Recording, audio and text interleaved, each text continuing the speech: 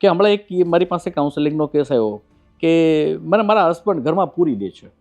એટલે મેં કીધું બેન તમને ક્યારે પૂરી દે? તો કે દર વખતે. એટલે મેં કીધું દર વખતે એટલે કઈ ફ્રિકવન્સીથી? દર વખતે. પછી એના હસબન્ડ જે હતા એણે કીધું કે સર મારા મમ્મી પપ્પા અમદાવાદના એક કોઈ સંગીતનું ક્લબ છે એમાં મેમ્બર છે. મારી પત્નીને સંગીતનો કોઈ રસ નથી. એટલે મારા મમ્મી પપ્પા દર 15 દિવસે એ કાર્યક્રમ જોવા જાય. હું મારી નોકરી સાંજના 4 વાગ્યાથી 12 વાગ્યાની હોય, એટલે ઘરે રાત્રે 1 વાગે આવું. એટલે એને રાત્રે 1 વાગે અને મારા મમ્મી પપ્પા 12:30 આવે ત્યારે બારણું ખોલવું ન પડે એટલા માટે બહારથી તાળું વાંસી અને એ જતા રહે. પાછી બીજી ચાવી એની પાસે તો હોય જ છે. છતાંય એણે એમ કીધું કે મને ઘરમાં પૂરી દે છે. એટલે આપણે એ પણ હવે અત્યારે ડિફાઇન કરવું પડશે કે અત્યાચાર ખરેખર કહેવાય કોને? શું એ અત્યાચાર છે કે આ ઉપકાર છે કે રાતના એમની ઊંઘ ન થાય, ડિસ્ટર્બ ન થાય એટલા માટે સાસુ સસરા અને હસબન્ડ ત્રણને કોઓપરેટ કરે છે. નમસ્કાર. આપણે જ્યારે એવું કહેતા હોઈએ છીએ કે 10 દિશાઓમાંથી આપણને સારા વિચારો પ્રાપ્ત થાવ, ત્યારે આપણી એ જવાબદારી બને છે કે 10 દિશાઓમાં પ્રવર્તમાન પરિસ્થિતિ અને સમસ્યાઓ પર આપણે એક ક્ષણ માટે રોકાઈને વિચાર અને વિમર્શ કરવાની જરૂર છે. એવો જ એક વિચાર કરવાની જરૂર અને આપણી સામે આવી રહેલો પડકાર છે સમાજની વ્યવસ્થામાં સૌથી જરૂરી વ્યવસ્થા જેને માનવામાં આવે છે એ છે લગ્ન વ્યવસ્થા. લગ્ન કરવા છોકરીઓ બહુ સરળતાથી હવે તૈયાર નથી થતા, એ હકીકત છે. એ સમજવું પડશે કે લગ્નથી ભાગી કેમ રહ્યા છે. એ સમજવું પડશે કે સમાજમાં એવું શું બદલાઈ રહ્યું છે કે જે એક પેઢી કે જેણે વર્ષોથી એ વ્યવસ્થાને એક ચોક્કસ દ્રષ્ટિકોણથી જોઈ એમને ખટકી રહ્યું છે. એમને એવું લાગી રહ્યું છે કે આ કંઈક છે કે જે યોગ્ય નથી થઈ રહ્યું. યોગ્ય અયોગ્ય એના વિશે જજમેન્ટ દરેક માણસ પોતાની જાતે અલગ રીતે લેવાનું છે. પણ એ શું થઈ રહ્યું છે એ યથાસ્થિતિ સમજવા માટે મારી સાથે પરેશભાઈ ભટ્ટ છે. પરેશભાઈ સોફ્ટ સ્કિલ ટ્રેનર છે અને ટ્રેનિંગના ભાગરૂપે એ ગુજરાત રાજ્યના અનેક યુવાનોને સતત મળતા હોય છે. અને માત્ર યુવાનોને નહીં, એ યુવાનના મા બાપને પણ મળતા હોય છે. એટલે સમાજમાં જ્યારે તમે બહુ બની શકે એટલા વધારે માણસોને મળો છો, સંવાદ કરો છો, ત્યારે તમે સમાજનું એક અલગ દ્રશ્ય પણ તમારી સામે ઉપસીને આવતું હોય છે. એમના એ અનુભવો, અંગત અનુભવો, એ બધાના નિચોડ સ્વરૂપે અથવા એમના મનમાં ઊભી થઈ રહેલી દ્વિધાના સ્વરૂપે એ આજે જમાવટના સ્ટુડિયો આવ્યા. અને ઓફિસ આવ્યા પછી એમનો જે પ્રશ્ન હતો, એટલે પછી અમે એવો વિચાર કર્યો કે એ પ્રશ્ન કે એની ચર્ચા છે એ આખા ગુજરાતની સામે કરીએ. અને એટલે જ પરેશભાઈ આપણી સાથે છે. પરેશભાઈ, આપનું ખૂબ સ્વાગત છે. ધન્યવાદ. અને અમે ચર્ચા કરી રહ્યા હતા છોકરીઓ લગ્નમાં કયા કારણસર લગ્નની ના પાડે છે થી લઈને છોકરીના મા બાપ કેવો જમાઈ શોધે છે, શું સમસ્યા આવી રહી છે, એના વિશે વાત કરી રહ્યા હતા. હવે એ વાત તમારી સાથે શેર કરીશું અને એટલી શરૂઆત એનાથી કરવી છે. પરેશભાઈ, કેવો જમાઈ શોધી રહ્યા છે મા બાપ? પહેલા તો અનુભવ શું છે એના પર શરૂઆત કરીએ. જી બિલકુલ. Thank you for giving me this opportunity. મા બાપ દીકરીના માટે જમાઈ શોધે એ બહુ સહજ છે અને બધા જ મા બાપ એવું ઈચ્છતા જ હોય કે મારી દીકરી માટે એને એક સપનાનો રાજકુમાર એને મળે. પરંતુ આ પ્રક્રિયામાં ઘણી વખત એવી રીતે પસાર થઈએ છીએ કે બે પાર્ટી એટલે કે દીકરાવાળા અને દીકરીવાળા વાતચીત કરે પછી છેલ્લે એક વાક્ય બોલાય કે હવે આપણે તો નિમિત્ત છીએ, બાકી નક્કી તો આ દીકરા દીકરીઓએ કરવાનું છે. મને એમ લાગે છે આ વાક્ય સાચું છે પરંતુ અધૂરું છે. આ વાક્યની અંદર મમ્મી પપ્પાનો રોલ એ છે કે આપણે આપણા દીકરા દીકરીઓને યોગ્ય નિર્ણય લેવાની અંદર મદદ કરવાની છે. કારણ કે કાલ સવારે મારો દીકરો કે મારી દીકરી કોઈ એવું પાત્ર શોધીને લાવે કે જે કદાચ એને માટે ખરેખર યોગ્ય નથી અને માત્ર એક લાગણીના પ્રવાહમાં વહી રહ્યા છે, ત્યારે એને ના પાડવાની પણ જવાબદારી એ મમ્મી પપ્પાની બનતી હોય છે. તો હું હંમેશા મારા પ્રવચનમાં કહેતો હોઉં છું કે મમ્મી પપ્પા, દીકરીના મમ્મી પપ્પાએ બે બાબત પોતાની અંદર જોવાની જરૂર છે. પહેલી બાબત જે મેં કીધી એ કે શું દીકરીને આપણે યોગ્ય પસંદગીમાં જે પ્રક્રિયા છે એમાં મદદરૂપ થઈએ છીએ ખરા? અને બીજું, આપણી દીકરીની પણ એક ડિઝર્વેશન જોઈ લેવી જોઈએ. કારણ કે ડિઝર્વેશન વગરની ડિઝાયર છે ને એ વાસના કહેવાય. કારણ કે પોતાનું એજ્યુકેશન, પોતાનું ફાઇનાન્શિયલ કન્ડિશન, પોતાનું સોશિયલ કન્ડિશન, પોતાની એક અલગ પ્રકારનો જે ઉછેર છે એ બધાની સામે એમની અપેક્ષાઓ જ્યારે ખૂબ મોટી થઈ જાય છે ને ત્યારે ક્યાંક મિસમેચ દેખાય છે. આ વાત રહી દીકરીના મા બાપે પોતાનામાં જોવાનું. હવે દીકરીના મા બાપે સામે દીકરામાં શું જોવું જોઈએ? ઘણી વખત પગાર જોવાતો હોય, બહારનું રૂપ દેખાતું હોય, એનું જાગજમાળ દેખાતી હોય. એના કરતાં અગત્યની બે વસ્તુ જે અત્યારે સાંપ્રત સમયની મોટામાં મોટો પ્રશ્ન છે, શું દીકરો કોઈ વ્યસન કરે છે? કારણ કે અત્યારે આ પણ મારી સાથે સહમત થશો, 10માંથી 3 કે 4 છોકરાના મોઢામાં વ્યસન છે મિનિમમ. અને એ છોકરાઓ બરબાદ કરી નાખે છે. તો મા બાપે એની આવક ચોક્કસ જોવી જોઈએ, એની કોઈ ના નથી, એનું ફેમિલી બેકગ્રાઉન્ડ પણ જોવું જોઈએ, પણ સૌથી પહેલી બાબત છે છોકરાના મોઢામાં વ્યસન ન હોવું જોઈએ. કારણ કે બેન, હું જે ગામડામાંથી આવું છું ને, એ ગામડાની અંદર 2 દીકરીઓ એવી છે કે જેના હસબન્ડ આ વ્યસનને કારણે યુવાનીમાં જતા રહ્યા અને આજે દીકરીઓ સંઘર્ષવાળું જીવન જીવી રહ્યા છે. ત્યારે આપણને અધવચ્ચે છોડી જતા લોકો ઉપર આપણને એક ક્વેશ્ચન માર્ક આવી જાય કે ક્યાંક આવું પાત્ર તો ભટકાઈ ન જાય. હું હંમેશા કહેતો હોઉં કે આપણે એક 40-50 લાખની કોઈ મોંઘીદાટ ગાડી લાવીએ તો એમાં કેરોસીન નથી નાખતા, તો 100 કરોડની પ્રોપર્ટી ઈશ્વરે આપી હોય તો આ વ્યસનથી કેમ એને બગાડી શકીએ? પરંતુ આ બાબત ક્યાંક ચૂકાઈ જાય છે. અને બીજી બાબત છે, છોકરાઓનો જે ઉછેર થયેલો છે એ ઉછેરની અંદર કેવા પ્રકારનું વાતાવરણ છે. કારણ કે જો હું કદાચ ખોટો હોઉં, બની શકે, આ મારો વ્યક્તિગત વિચાર છે, પણ 2 દીકરી પછી જો દીકરાનો જન્મ થયો હોય, ઘણી બધી બહેનો વચ્ચે દીકરાનો જન્મ થયો હોય, સિંગલ ચાઇલ્ડ હોય, તો આવા કેસીસની અંદર ઘણા ખરા કેસમાં, બધામાં નહીં પણ ઘણા ખરા કેસમાં ઓવર પેરેન્ટિંગનો પણ કિસ્સો જોવા મળે છે. અને પછી માવડિયા, પછી એ લાડની અંદર ઉછરેલો છોકરો પોતાની જિંદગીના નિર્ણયો પોતે લઈ શકતો નથી અને એના પરિણામ સ્વરૂપે એ પછી આખી જિંદગી કોકની સહી કરાવશે પોતાના નિર્ણય ઉપર અને પછી એ વેલિડેટ કરીને લાઈફને આગળ વધારે. એટલે આ બાબત ઉપર થોડું ધ્યાન રાખવું અત્યારે અપેક્ષિત છે. હા, એટલે વાત સાચી છે ને, એ છોકરીને પણ ખટકે ને કે એ પણ તો પોતાનું ફેમિલી છોડીને આવી છે. હવે તમારે એક ચોકલેટ લેવી છે તો જો તમે મમ્મીને પૂછવા જશો તો છોકરીને થોડું તો ખટકશે, એ બહુ સ્વાભાવિક છે. તમે અમુક અનુભવની વાત કરી રહ્યા હતા કે મેટ્રિમોનિયલ સાઇટ પર બાયોડેટા આવે અને મોકલીએ, એ શું થતું હોય છે? એમાં શું અપેક્ષાઓ સામે આવી છે તમને? યસ, આમાં કેવું છે કે મેટ્રિમોનિયલ બાયોડેટા ઉપર જ્યારે કોઈ પણ દીકરી કે દીકરા એકબીજાની ઉપર જ્યારે બાયોડેટા મોકલાવે તો આ એક અનુભવ છે કે સૌથી પહેલું તો ફોન ઉપર જ્યારે કે પેલી ઉલટ તપાસ કરતા હોય ને એવી એ ટોનમાં વાતચીત થાય છોકરીના પેરેન્ટ તરફથી. હવે જ્યારે તમે એક સંબંધ બાંધવો જ છે, એક સરસ મજાના સગા બનવું જ છે, તો એક પહેલી તો નમ્રતાની અપેક્ષા રહે. છોકરાનો પગાર શું છે, ક્યાં રહે છે, વિદેશ જવાની ગણતરી છે કે નહીં, તમારી પાસે ઘરનું ઘર છે, તમારી પાસે દેવું કેટલું છે, આ બધી બાબતો જાણવી જરૂરી છે. પરંતુ ફોન ઉપર નહીં, પહેલાં રૂબરૂ જાણીએ, રૂબરૂ મળીએ, એને એવું લાગે કે ના આ વાત યોગ્ય છે તો એ વાતમાં પૂછવું જરૂરી છે. હું એમ નથી કહેતો કે આપણે ખાલી આંખો વેચીને હાથ પાડી દેવી, પણ પૂછવાની પણ એક પદ્ધતિ હોય છે. પેલું શેર છે ને, હું ક્યાં કહું છું આપની હા હોવી જોઈએ, પણ ના કહો તો એમાં થોડીક તો વ્યથા હોવી જોઈએ. થોડુંક જરા આર્દ્ર સ્વભાવથી વાત કરે તો કંઈ ખોટું નથી હોતું. કારણ કે હું મારા લેખમાં લખું કે જેમ દીકરીઓ બધા બાપ માટે પરી હોય છે, એમ દીકરા પણ એના બાપના હાવજ જ હોય છે. બધાને પોતાના દીકરા જે છે એ સંદર્ભે એક લાગણી તો હોય જ છે. તો પહેલી બાબત છે એ લોકોનો નમ્ર વ્યવહાર, આ અપેક્ષિત છે. બીજી એક બાબત એ છે કે જ્યારે દીકરીના વાતચીત ચાલે પછી કાં હા અને કાં ના, બેમાંથી એકેનો જવાબ ના આપે. એટલે અમને વિચારવાનો સમય આપો. એમ વિચારવાના સમયને કારણે ન હા ન ના, ક્યારેક તો દીકરાના મા બાપને બિલો ડિગ્નિટી લાગે, ફોલોઅપ કરવું કે ના કરવો કે ના કરવો. અરે ભાઈ, હોય તો આગળ છે ને, ના પાડવાની સ્વતંત્રતા બંનેને છે ને, એમાં ના પાડવો એ કંઈ ખરાબ વાત નથી. પરંતુ હા, એક જવાબ તો સમયસર આપી જ દેવો જોઈએ. એને કારણે શું થાય છે કે માનસિક પરિતાપમાંથી જે પસાર થાય છે ને, એને કારણે આ પછી સંબંધો બાંધવામાં ખટાશ આવી જતી હોય છે. અને ત્રીજી એક બાબત છે, આ જેમાંથી એક હમણાં થોડું ધ્યાનમાં આવ્યું એટલા માટે, બધું સારું હોય તો હમણાં એક કિસ્સો એવો આવ્યો મારી પાસે કાઉન્સેલિંગમાં કે સાહેબ અમને એટલા માટે થઈને ના પડી કે તમારું ઘર ધાર્મિક છે. હવે ધાર્મિક હોવું એ કોઈ ગુનો તો નથી ને. તમારા ઘરમાં તમે એકાદશી કરો છો, તમારા ઘરમાં તમે આ કરો છો, તો એ તો સારી વાત છે. આ ન હોય તો વિચાર પ્રશ્નાર્થ છે. એના બદલે જ્યારે આવા કિસ્સા આવે ત્યારે આપણને એમ થાય છે કે હવે આ સંદર્ભે પણ એક ચર્ચા અને આવા મંચ ઉપર એક ચર્ચા થવી હવે અપેક્ષિત છે. અચ્છા, એટલે જેમ કે ધાર્મિક હોવાના સંદર્ભે છોકરીઓને કદાચ એવું હોય કે હું ઉપવાસ નથી કરતી ને મારે ઉપવાસ કરવાના આવશે, એવી ચિંતા વ્યક્ત કરી, એવું પણ બની શકે ને? હા, એટલે જો એવી કોઈ કન્ડિશન મૂકી હોય તો વાત અલગ છે.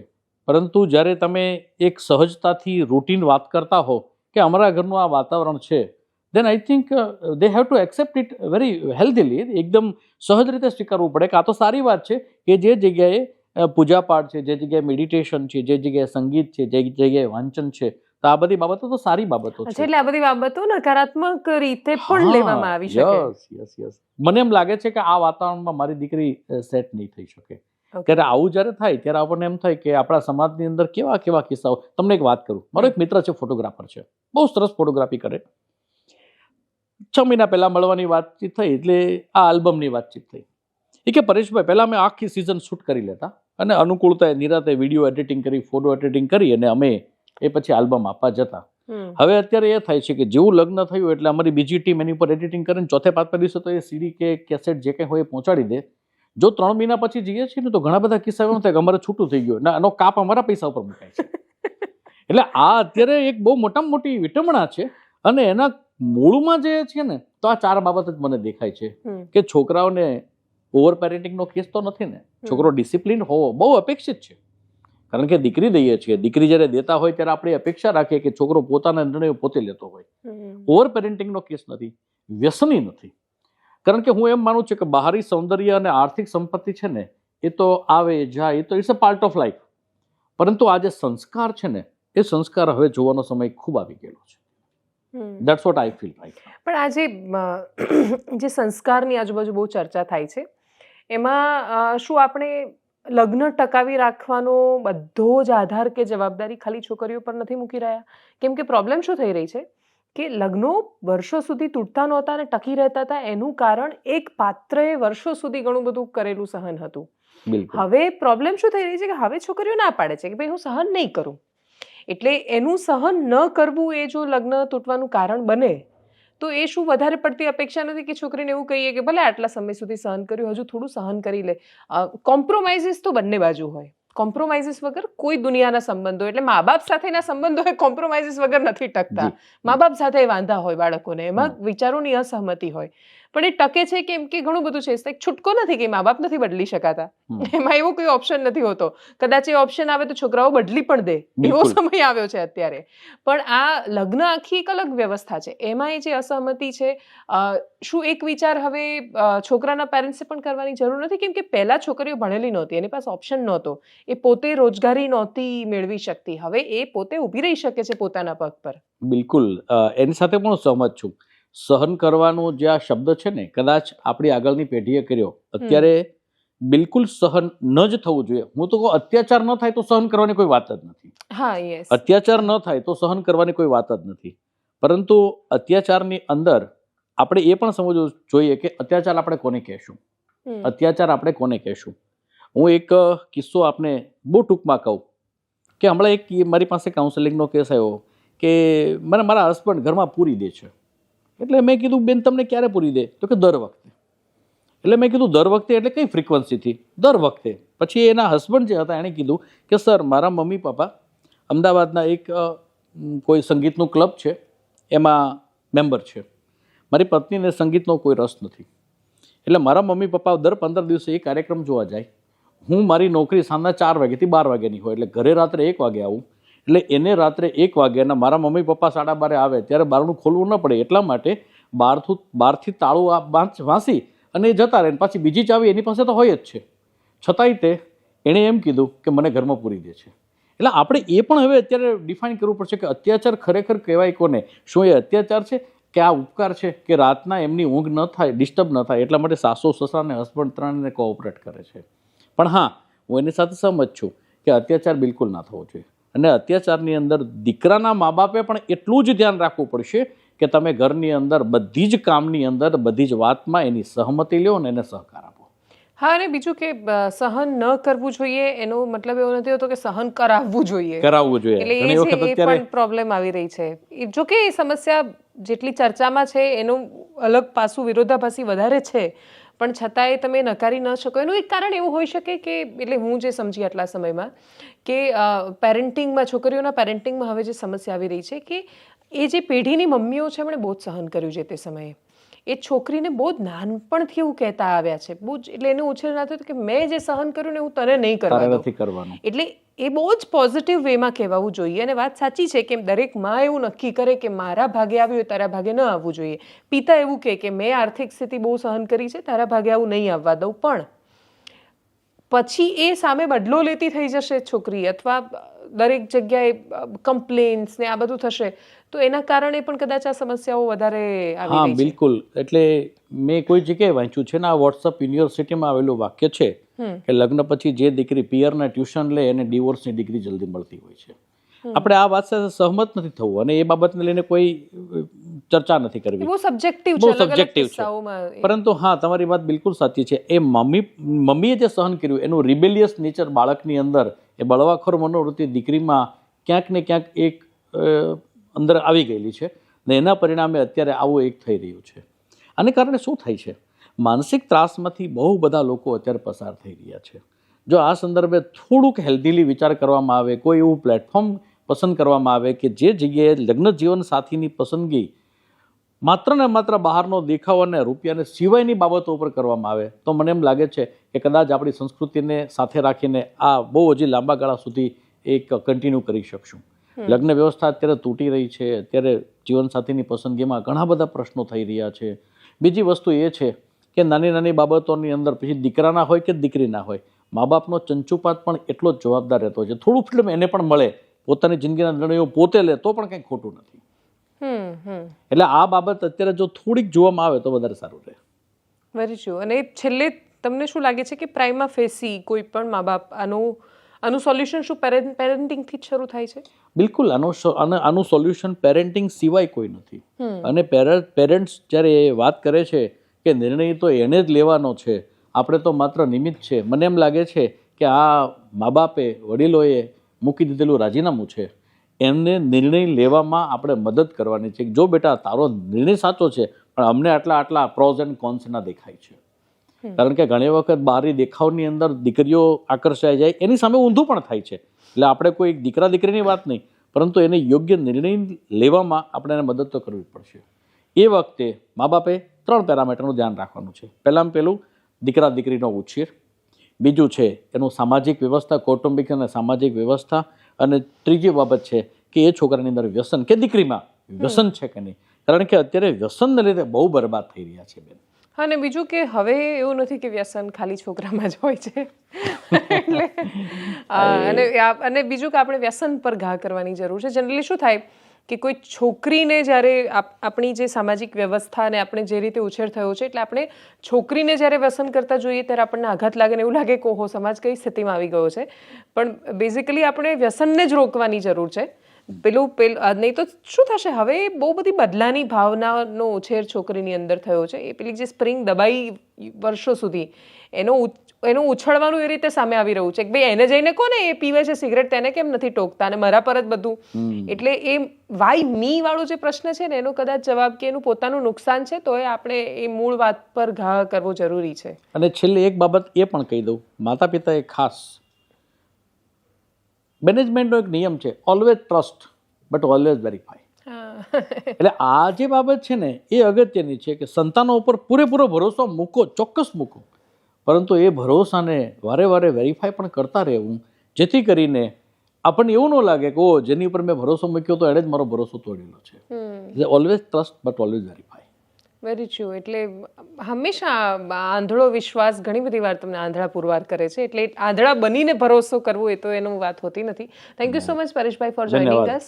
અને આ પ્રકારનો જે સંવાદ છે તમારા સુધી લઈ આવવાનો ઉદ્દેશ્ય માત્ર એટલો છે કે જો આપણને લાગે છે કે આ સમસ્યા છે, ચારેય બાજુ આની ચર્ચા છે, તો એ સમસ્યા સૌથી પહેલાં કેટલી વાસ્તવિક, અને જો એ વાસ્તવિક છે તો એના માટે આપણે શું કરી શકીએ, એની ચર્ચા શરૂ થવી જોઈએ. ચર્ચાના અંતે ઘણું બધું નીકળશે. એટલે જેમ આપણે કહીએ છીએ કે મંથનમાં વિષ પણ નીકળે પણ છેલ્લે અમૃત ભાગમાં આવતું હોય છે, તો એ રીતે આ ચર્ચા અને મંથનની શરૂઆત છે.